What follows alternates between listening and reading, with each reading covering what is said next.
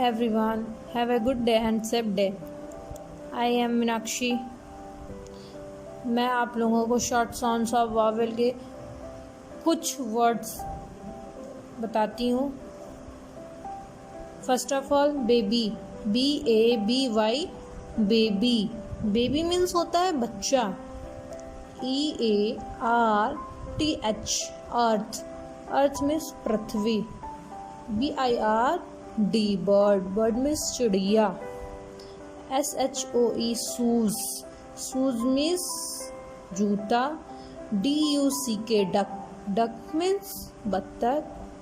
PUPPY, पप्पी. पप्पी means कुत्ते का बच्चा.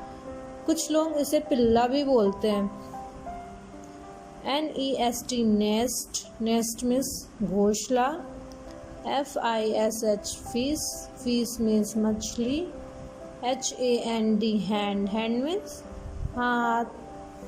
फिर मिलते हैं दूसरे वीडियो में. Bye bye.